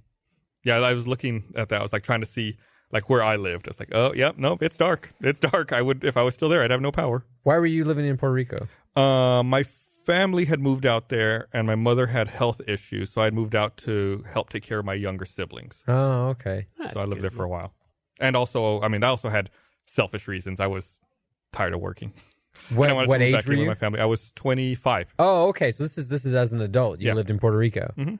I didn't know that. Yep. It was awesome because I would help my siblings get ready for school. Then I had nothing to do, so I'd go to the beach and swim all day. Wow. I would like to meet this guy. And then it was like, what's up? I made friends with like this homeless dude, and he was always like picking up bottles and cans to like sell them into the recycling. So it's like I'd go down and I'd just help him like clean the beach, pick up bottles and cans, and give them to him, and he'd take them off and go recycle them. Did you like hit your head in a car accident or something that just changed you? Shipwreck Gus. Chill. I had nothing going on. I had nothing. Well, I did have stuff going on. That's when we started Rooster Teeth. Like I wasn't here initially in the early days, but I had to do all of the, I did like all of the customer service from Puerto Rico. It's like anytime someone became a sponsor, I had to like process the payment, upgrade their account, and then like make sure they had the appropriate access and everything. And you were doing that for Puerto Rico? Yeah. How's their internet down there? It was okay. I had a cable modem, but it was like 256K down or something. Like it was not fast. Yeah. No, it was I would say it was like 512 down and like 128 up. It was like really slow. Did you see a version of your life where you just stayed in Puerto Rico and then never came back? I don't know, maybe. And like you still be like, what's Gus up to? And you're still like picking up trash with the homeless. now Gus is homeless too. And the homeless guy just hang out all the time. Gustavo! I like that question. I always like presenting that. Like, do you see, this crossroads in your life? This is the path that you went. You ended up at Rooster Teeth. But what had happened if you'd gone, this path, or if you'd stayed with this woman, or if you, went to this school? There, like my probably defining moment was I was like on my way to go to Texas A&M.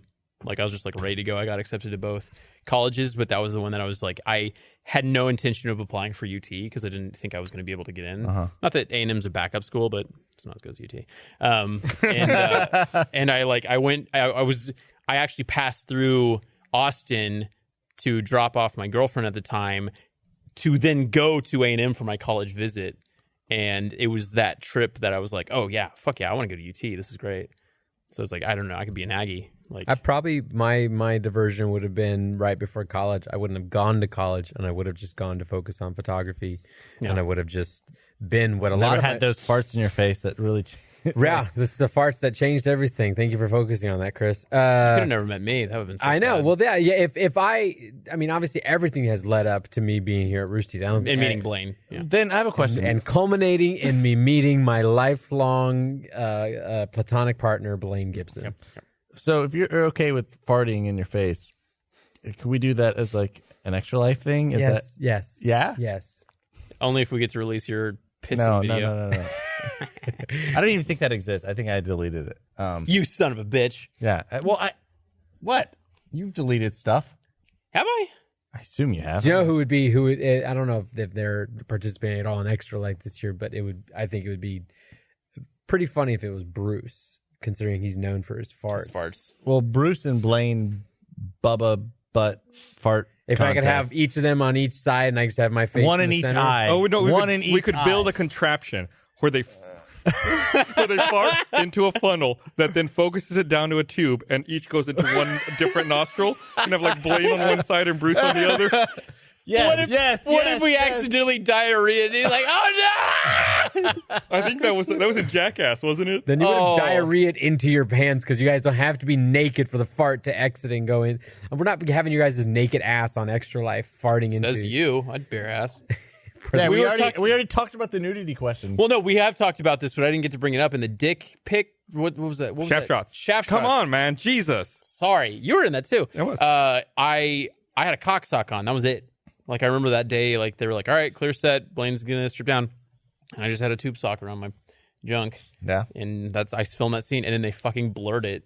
I was like, I showed my ass for this. I could have, I had a dancer belt on for that. Yeah. It was Bernie's. It still said Bernie on it from a laser team. Oh, this thing's like right up your ass. Yeah, too. it did. I texted him a picture of it. It's like I feel like we've attained a special closeness now. That's puts a bad taste in my mouth. Not Put a bad taste in my butt. Yeah, I don't know. I got a little irked about it. I was like, come on, guys. We can't afford to buy a new one. Yeah, those things are like 10, 15 or at bucks. least one that's not labeled. It says, like, you can give me one. In my mind, I'll think it's you, but it says Bernie on it. God. It was so dumb.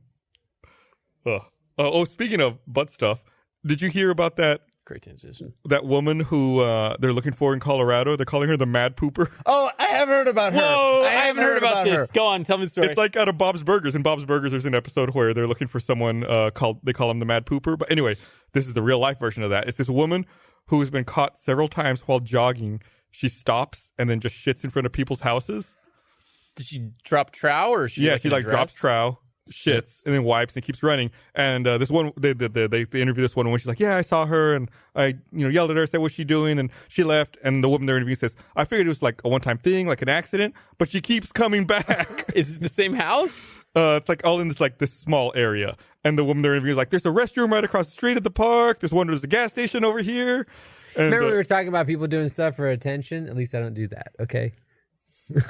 I think that might have something to do with like they were old high school classmates and there's like a grudge or something. Because that sounds like if she's targeting that one lady. Well, no, the lady got to look at her. Uh-huh. So, and There's this multiple. person right there. That's their thing. She just like runs around and poops. That's Is it the amazing. same yard? No, I think it's like in a neighborhood. So it isn't a specific vendetta. It's just a thing she Convenience. does. It's a convenience. I watched a security camera That's not footage video of a lady walking into a grocery store and she's wearing a dress. Oh, God. And just without even breaking stride, takes a shit on the ground. And then it's not even a half a second later, and the guy walking behind her steps That's immediately. it. And he's like, I see whoa, that too. whoa. It's like how horses do it. Yeah. Horses just, have you seen a horse walking around like in a parade or something? Just like- they just walk around and they just shit and they don't even look back. They don't think anything of it. And that's that. I have to stop to think to make myself not pee. Like there's a whole process behind it for me. What? Yeah. To make guys- yourself not pee or to make yourself When you're pee? pooping, Not pee. you're saying when you poop, Uh-huh. you have to think to not pee. Yeah. I don't even know if I'm capable. I I don't think that's possible. No, you can't. I think you can only have so many things come out at once. What? well, Have you ever been peeing and then sneezed? yeah, I've been shitting and sneezed, and that hurts. It stops. It's like, achoo.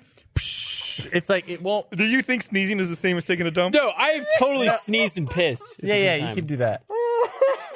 What's the limit? I think. Oh, or like, have you ever also vomit? I think things with your mouth, things from your head cannot also come out of your ass.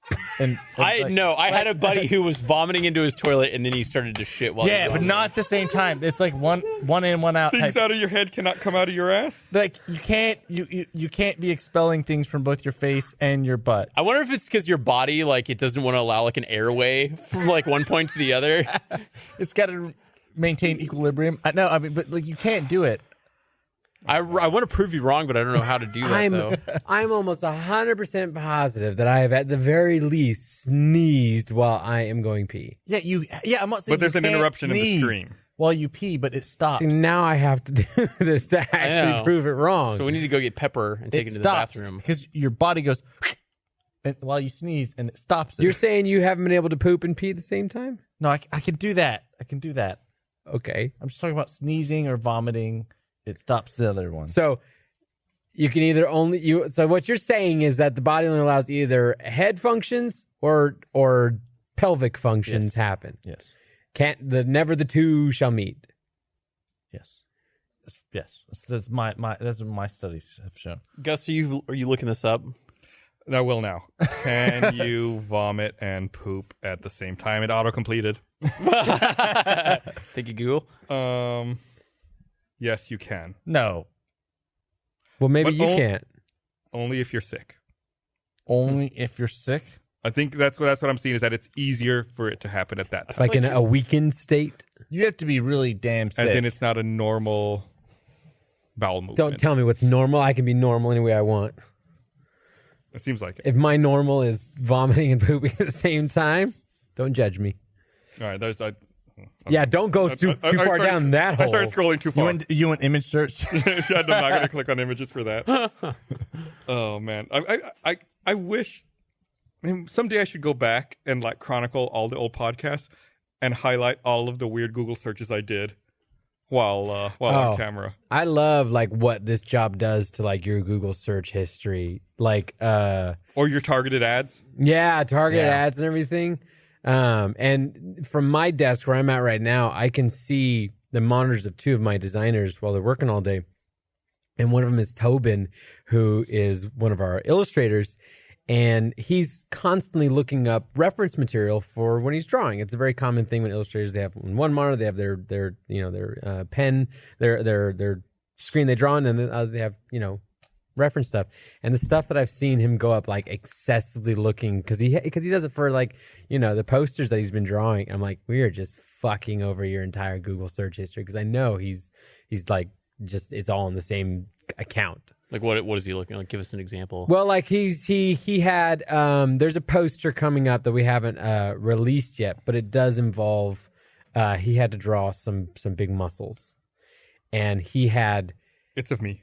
he had for days just every image you could think of on Google image search of like bodybuilders and naked dudes, half naked dudes that were like showing off every like anatomically correct big muscles, and so it was just bodybuilders like for a week. It's interesting to me, like the creation process for art like that, because I don't consider myself a very artistic person. Like trying to come up with an idea and then executing it's very difficult. And it was weird to me. I don't know if you heard the news about how Destiny 2 got in a little bit of trouble because apparently they had an armor piece that looked like it had Kek on it. What is? Have you all not heard this? No, I don't. And I don't even know what. Am I stupid for not knowing what Kek is? It's kind of associated with like the alt-right and Pepe the Frog now. Oh, So it was like it looked like symbolism from a Kek flag on one of the pieces of armor, and so they had to like patch the game to remove it. Then they made a long, there it is. Then they made a long blog post on their website showing like their original reference and how this actually wasn't based in any of that. Like they had this other whole like train of reference images and like this whole train of thought that led to this. Yeah, but it is parallel to something else that has a different meaning altogether. That's so unfortunate. Kek, the origination is in World of Warcraft, the Alliance and the Horde could never talk to each other. Yeah. And if I remember right, if an Alliance player and a Horde player were together and a Horde player said LOL, the Alliance player saw above their head KEK. And that became a symbol for the alt-right? It's like something they've taken on. Oh, you can say the same about Pepe. That's a symbol. It's called appropriation. Yeah. So it's just like this weird total coincidence that came about. How Anyway, terrible! Art is terrifying. I feel so bad for the artists because they probably had no intent for that, and the fact that has to be associated with what they're doing. And Destiny's such a art-driven game; it's so beautiful. Like, when's the stupid PC version come out? October 24th, I think. I have another month. Yeah, I'm waiting too. Damn it! Put PUBG in the meantime. Wait, I've been playing a lot of fucking PUBG. There are over 12 million players now. Doesn't I got down my ranks at 85,000. I'm so happy. Doesn't Cuphead come out this? I think Cuphead comes out this week. Yeah, that game has been in finally development for forever. I went back and played Last of Us, the remastered version, and I'm super fucking excited for the second one. Yeah, they don't even have a release window at all for that yet, right? Yeah, I mean, there's like a PlayStation Expo coming up soon, right? Yeah, it's in December typically. I'm sure they'll talk about it then, but yeah, that's when they revealed it was at PSX last year. So it was last December when they had that trailer, which is a fucking great trailer. yeah. I'm excited for that game. Like 2 E3s ago that Cuphead was like announced? It was longer than that. Forever. Cuphead, I'm looking it up. I think it was over 2 years ago. Oh yeah, September 29th. Comes out September 29th. Oh, I remember that. That was so long ago. With like the 1950s or even earlier Or no, style it was like animation. 30s and 40s. Yeah, 30s and 40s. I remember, man. I feel like everybody's super excited about that game. I'm probably going to pass on it. Like, it doesn't super interest me for some reason. I'm not sure why. It was revealed at E3 2014. Whoa! Oh, wow. It's been a while. Shit, or get off the pot, guys. Come on. I think that the game underwent what's the proper term? Like a refocus. Like they had built the game, and I think the initial iteration of the game. Again, I'm going off the top of my head here. Please correct me on Twitter if I'm wrong. Hashtag RT Podcast. I'm being serious. Only if it's live. If it's not live, don't bother. I thought the initial version of the game was mainly just like boss fights. It's like one boss fight, another boss fight, another boss fight. But they decided to add more story and flesh it out and add levels between the boss fights. Oh, good. So that's why like it's taken longer to come out than it was initially supposed to. That makes sense because I feel like boss fights are only fun if you build up to them. Yeah. Mm-hmm. And it's always, I think, supposed to be. Oh, and someone corrected me on Twitter. Who is this? XX Panda Cow XX says it was the other way around. Alliance C Kek. Isn't that what I said? Alliance C Kek from Horde saying LOL. I thought that's what I said. If not, I'm stupid. Close enough. Yeah, I think you said no. Yeah. Fuck it. So yeah, it's always supposed to have been a very difficult game. What year do you think World of Warcraft will shut down their servers?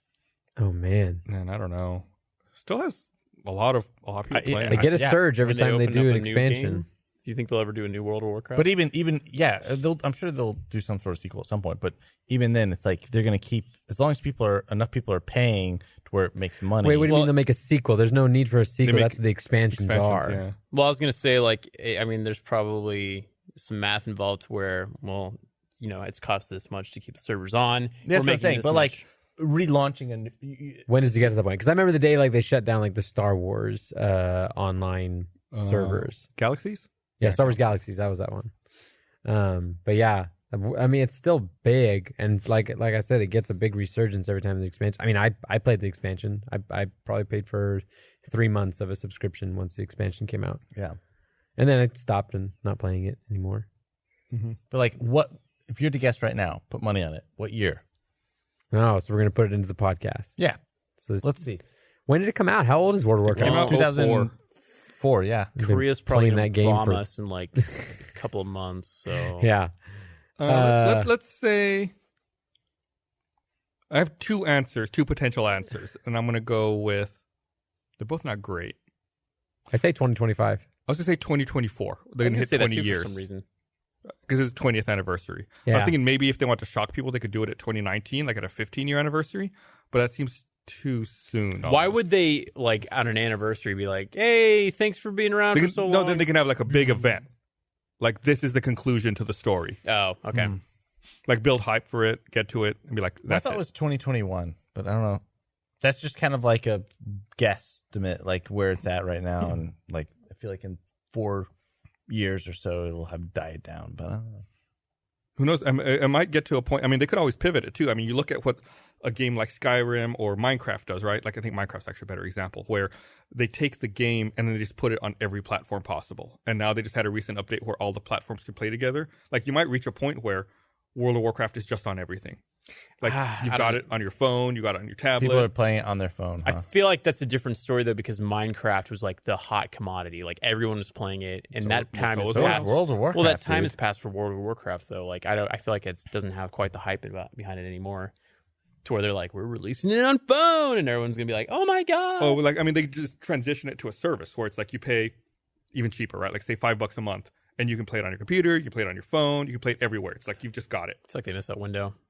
Well, World of Warcraft has, I think, but you look at a game like Skyrim, which is already a few years old, and they're just porting it to new platforms, and they're still charging like the retail price for that. Yeah, God, they must be making a bundle off of that game. That's insane to me. The amount of places that Skyrim has just been put on. And all that being said, I still haven't played it yet. So Ben did game, confirm Cuphead was originally solely a boss rush game, Yeah, because that was always in the trailer, was them fighting bosses. and the scope did change. Thank you, Ben. It's not glitch please, but I appreciate it. I'm excited about it. I love that animation style, and I love that the idea of being able to take something like that and turn it into a playable. It just blows my mind. You can take something that took people hours and days and months to draw, and you can just have a computer generate that same style, and I can actually play that character and decide what they do. Mm-hmm. Blows my mind. Let me read this. I want to remind everyone this episode of the podcast is also brought to you by Tracker. We're all looking for something. For some, it's love. For some, it's purpose or unforgettable experiences. But for most, it's your keys. 8 years ago, Tracker changed everything when they released their first tracking device. Now they've done it again with the all-new Tracker Pixel. With Tracker Pixel, you'll never worry about losing your things again. Tracker Pixel is the lightest Bluetooth tracking device on the market. You place Tracker Pixel on whatever you tend to lose, whether it's keys, wallets, even your cat. It's small enough to fit anywhere. When you misplace an item that has a Tracker Pixel attached, use your smartphone and a 90 decibel alert will help you find it in seconds. It even has powerful LED lights so you can find anything even in the dark. Lose your phone? Just press a button on your Tracker Pixel and your phone rings even if it's on silent. You can even locate your item if it's miles away because every Tracker user is part of the largest crowd locate network in the world. Tracker's 30-day money-back guarantee means you truly have nothing to lose. Go to thetracker.com/rooster to get 20% off any order. That's thetracker.com/rooster for 20% off. Thetracker.com/rooster. I'm going to spell it out. It's TheTracker.com/rooster. It's thetracker.com with no E. Thetracker.com/rooster. Thanks, Tracker. I feel like people have a real problem with that. I know a lot of people who have a real problem with losing stuff all the time. I don't lose. One of them normally sits in that chair right there. Yeah. What we say? Oh, you're talking about art styles.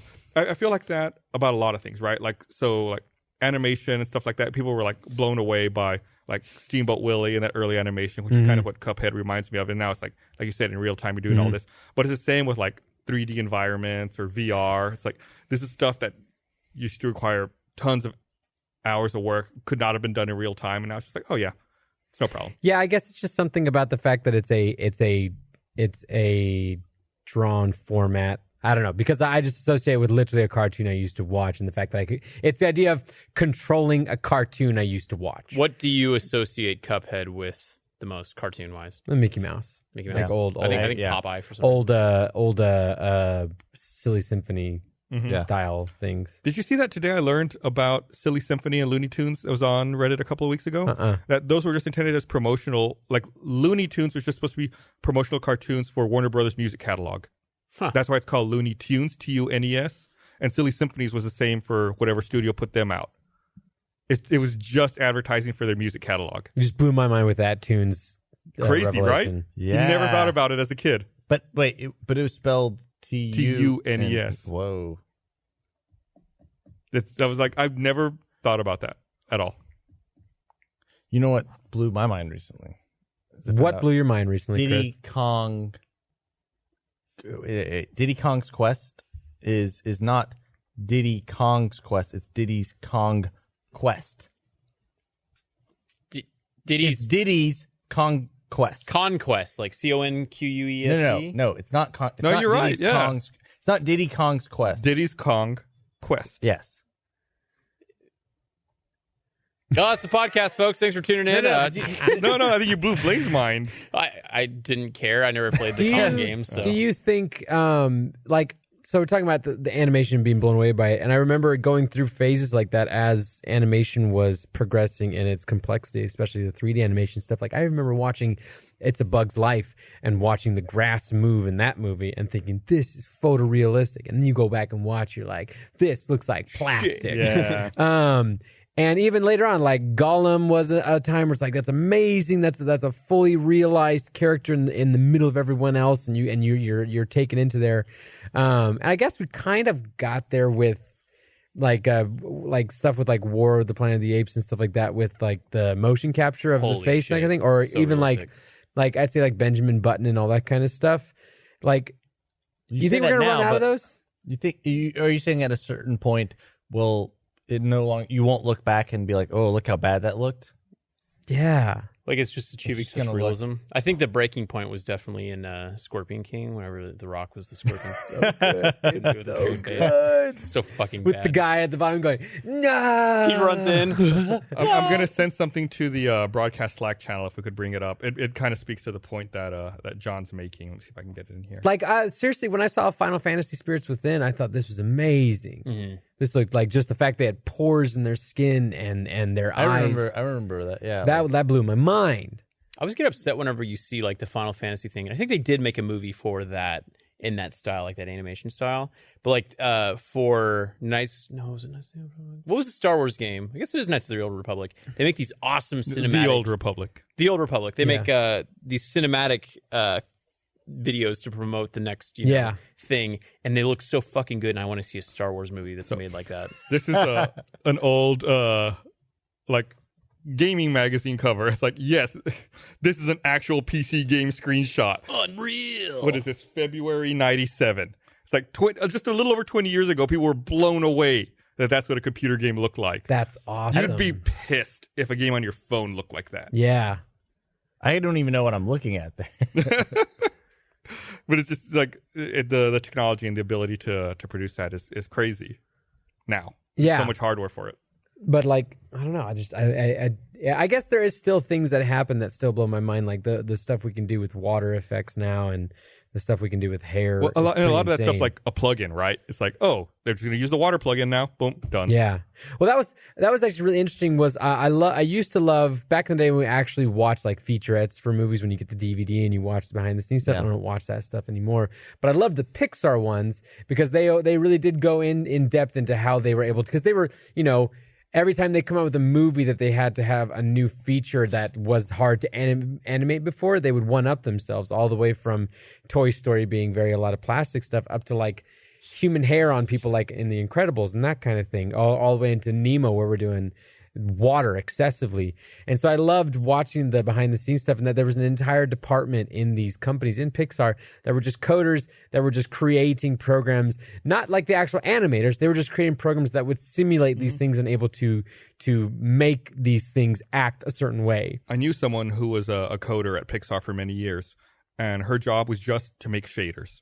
Yeah. It's like that's all she would do. She would code to write shaders for the animation. There's a featurette in the Finding Nemo one because they made all kinds of programs to simulate different kinds of water effects, not just like, waves above the water, but how it would look if you looked up from the bottom of the ocean, up at the sun and that kind of thing. And they even talk about that they had created this effect, which is essentially when you are at a fish tank and there's the corner of the fish tank. When you go around the corner of the fish tank, you're seeing two perspectives at the same time. Oh, right. And they needed to create something that would be able to do that because there was a fish tank in the dentist's office. And then they realized they hadn't put a shot into the movie that featured that. So they literally put a shot in the movie just so they could feature that thing. So there is a shot that goes around the corner because someone programmed that. And how pissed off would they be if the guy who programmed how fish tanks react, and it was just in the background, never really like something in the foreground that really needed it. It was like when they were making The Incredibles, they were original, because that was like, Incredibles was the first time they put a ton of human figures. Right. Mm-hmm. And so they talk about how they made like a master person that then was just everyone was a variation of this person.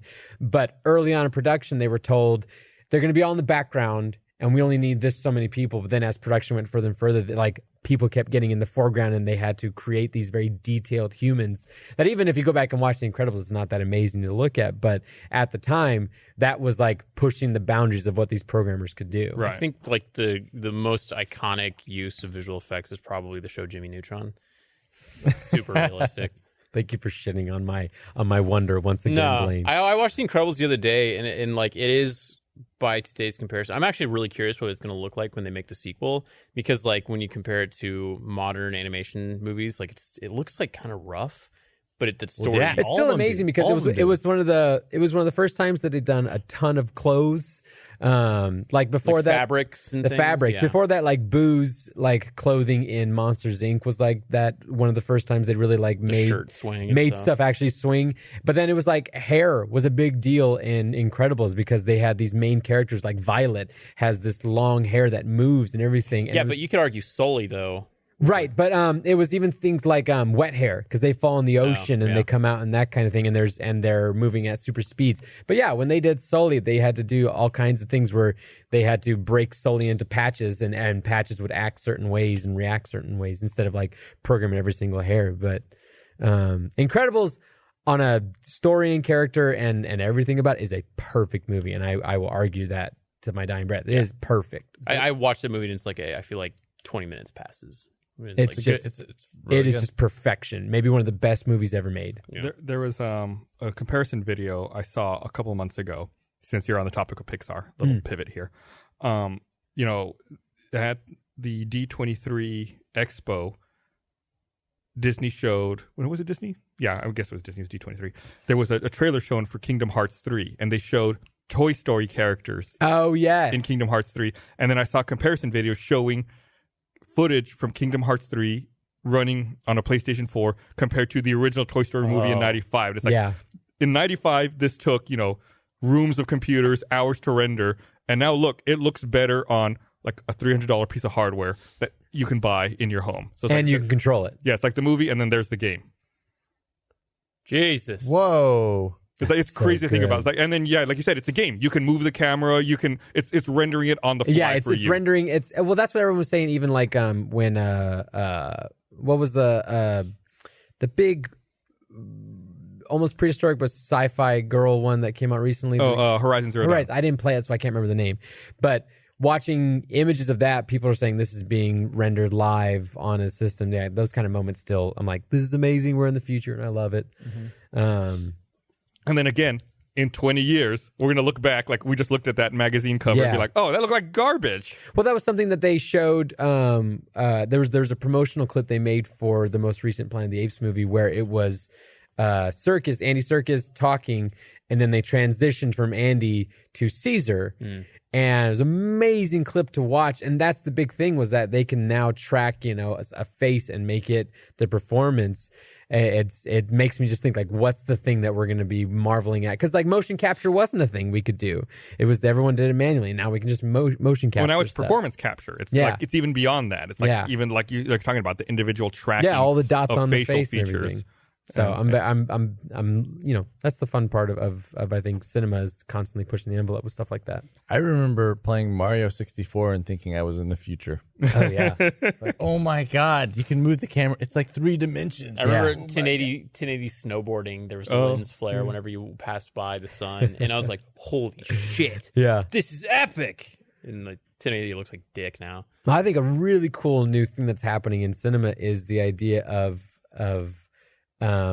faking the camera, in that they can do things like these insane continuous clips of scenes in movies, but they make it seem like Really it's all sleek seems like as transitions. though the camera was literally just on this tiny drone.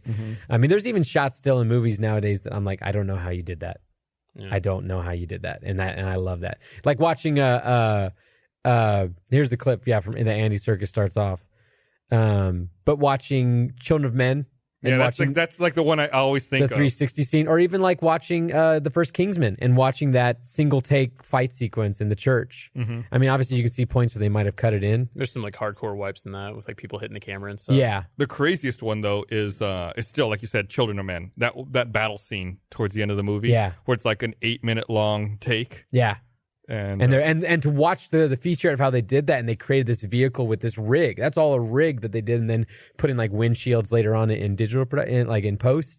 But yeah, that was like this car that had the camera inside the vehicle. And was oh no, all you're in- talking about another scene. Yeah, I know the one you're talking the car about. scene. Oh yeah, the ones where they're walking down the yeah. street, but the car scene, that one's insane. Is that the same director as Gravity and No, Revenant? yes. Yeah, there was a scene in The Revenant, I think, that like he goes down a waterfall or something, and I was like, how the fuck did they pull that off? They pulled the fight scene in Creed, in the middle of Creed. Oh yeah, that's great. It's actually a single take. They actually did. Have you watched Creed? Oh yeah, fuck yeah. So 3 that times. first fight he has is a single take fight, and they actually shot it in single The one in take. Mexico? Is that where it takes place? Yeah, yes. So he like anyway. And they actually, what's cool is that they then digitally put in damage and wounds so that they could just continue to shoot it, because he gets damaged throughout this whole thing. That's awesome that like they the use other features swelling like that cuts. to be able to do single take shots like that now. Yeah, it's neat. But I feel like, I don't know, sometimes you got to be careful with that stuff. Like it can be a little too masturbatory and a little too like show offy and distracting. Yeah, I think talking about Kingsman 1 pulling it off really well, Kingsman 2 has a lot of moments like that where it's just too much. It's a bit much. And they're using that same technology to take out Henry Cavill's mustache for Superman. I'm really curious to see how What? Justice League is going to. I love that. Wait, why Matt. are they taking I the- love that. In Mission Impossible, the upcoming one, I think Mission Oh Impossible wait, I 6. think you told me. Yeah, he's got a mustache, and then they had to do reshoots with Whedon, so then they had to take his mustache out. They had to take I wonder out, if they had to get like a little green Tracking marker, or not even a marker, like a little cover. Like, if fast food people who have facial hair, they have to wear like masks to keep their hair out of the food. Like, I wonder if you had to get like a little cover for his mustache. Dude, had to get- Superman returning in the next Justice League movie is probably the worst kept surprise. It was on the fucking poster at first. Was he The really? Superman logo. Yeah, it's just like everybody fucking knows. How's that a surprise? Yeah, how's that a surprise? Because even he's if not it in was- any of the trailer. Yeah, because he's not in the trailer, and they're not like saying directly that Superman's going to come back, but Superman's coming back. Like they know, everybody knows that he's been shooting it. They've been like mentioning it and like. Well, they did have a trailer. It's like, I'm glad you could be here. Or Well, like, they still don't know. Like people are thinking that might Like, be it's this, Lantern. you can't save the world alone, and it's got all of them. But look, the Superman fucking logo's right there. It's like all their other logos. Well, duh, they're not going to kill him. Well, they already killed him. Well, I know, but the duh, they're not going to, like, I don't know, maybe it's because I'm an old comic book guy, but like that death and return of Superman is a story that's like 20 years old. I get that, 30 years and I old. understand, but it's still like you should try to lead the audience to think, yeah, maybe he's going to sit this one out, and it's not going to be for a few years, and then like it should be a surprise, you know? It's like Gandalf. I didn't read the books. I had no fucking idea who Gandalf the White was, and then he was there. And Yeah, I was you're like, right. Oh, my You're lord. right. I like those moments. I actually, My lord. I wish My this, lord. I wish these franchises would kill off characters like much more. This also goes back to our previous discussion about how The Handmaiden has such a good trailer because it didn't give shit away. Like maintaining that surprise where you can put a trailer out that kind of gives the feel of what you're getting into without really giving away anything important. I don't watch anything past the first teaser anymore. And even when I'm in movie theaters, I look down at the ground and put my fingers in my ears. I remember watching you do that one time. I was like, is John okay? You were like, I'm tired of it. I'm tired of like, they flat out give like huge plot points now. And I'm like, I love movies. I love going to the movie theater. I love that experience. And the fact that going to the movie theater alone can ruin the experience of another movie. But will you go see what a movie's rated before you go see it? Like if it's reviewed well? PG. Somewhat, but that's still, I go to the movie enough where it still doesn't deter me from seeing a lot of movies. Quick correction. 2 people on Twitter, who is this? Total Nerdster, of course, and Sick Fit Curls, both have a correction. It was Alfonso Cuarón did Children of Men and Gravity. That's right. Inarritu did Revenant and Birdman. There you go. But I believe that Cuarón was a producer on Revenant. I think he was still on Revenant. He was like, I think they work together, they collaborate. But he did not direct it. Oh, thank you. Whoops. I'm going to like your tweets. Thanks, guys. Gravity's another one that blows my mind. The stuff that they did in order to recreate that, of like that a huge chunk of the movie is just digital, but then they filmed people, like what's her name is the main character, Sandra Bullock, yeah, in this controlled space, making the motions they needed to make, like actually flipping her around and that kind of thing. Yeah, and then having to put her into it, and then her like yoga pants and that was a good shot. It was a good shot. Yeah. What? She had yoga pants? Yeah, she had like a little. It's this great like embryonic like fetal position shot where she's like finally got her first breath of air since like all the stress has happened, and she's in like zero gravity and just kind of curls up and just floats there. It's this great shot. But yes, she looks fantastic and her legs look great. Yeah. But again, I thought that was another one of those shots that was like, it looked cool, but it was like, all right, we get it. It's like it was totally I loved it. It was like, that didn't take me out of it at all. That was an emotional moment for Anytime Superman does the Jesus pose, it's like, all right, we get it. Chill out. A little on the nose. Yeah. So okay, I just want to make sure that we're saying everything correct, and it looks like nobody else is correcting us. It's always it's hard, like when you're talking off the cuff and live, without. I mean, I try to look up as much as I can, but that slows the conversation down. Yeah. It's hard to. Well, you don't do that when you're just talking to people. Right. Like, normally, you're going to get when you're stuff friends, wrong. You're eating lunch, and you go, wah, wah, wah, wah. That's how you go. That's exactly how it is eating lunch with Chris. Yeah. We're getting close to time. I'm going to wrap up soon, but there is one more thing I want to bring up. I saw the guy with the weights. Oh no, but I'm going to bring that up instead. You're right. There was a guy in Germany who was working out. Well, maybe it started as a workout, but it ended up as something different. Firefighters had to spend 3 hours helping extract him from weights because he stuck his dick in a weight, like where the barbell should go.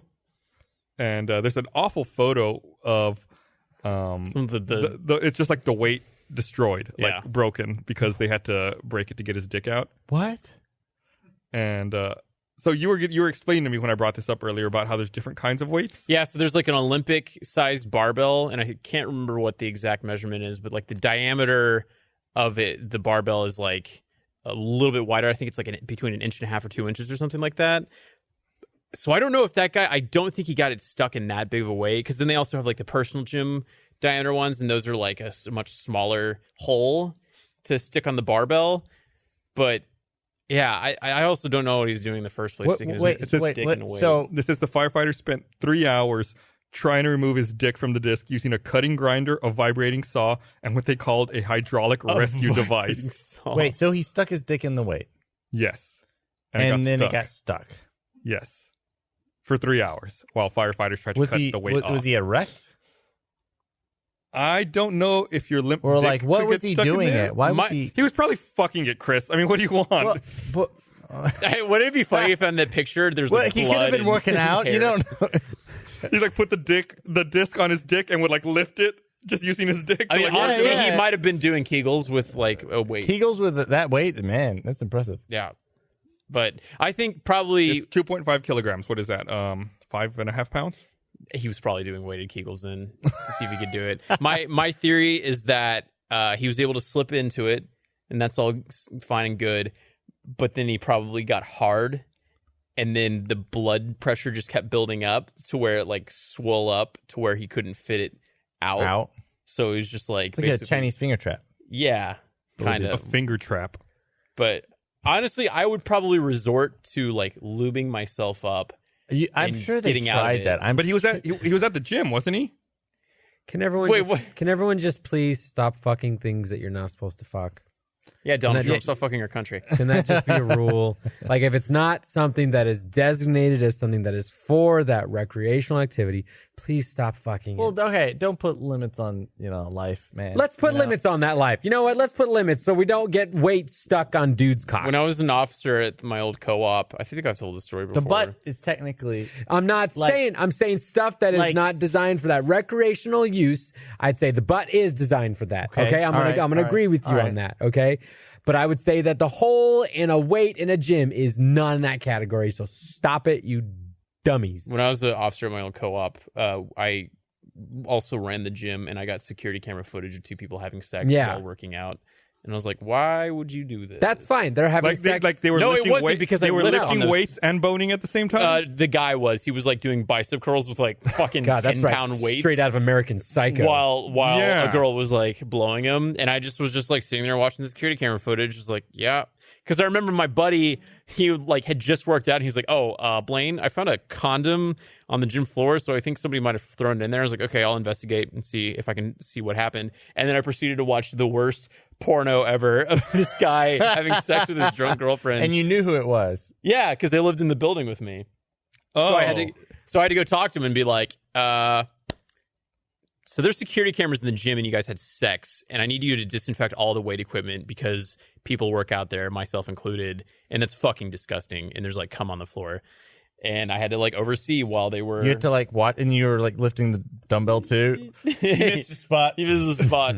But yeah, I had to like make sure that they cleaned. It was like babysitting. I was like, you did a bad, so you need to go in. You need to clean it up, and I had to watch them do it.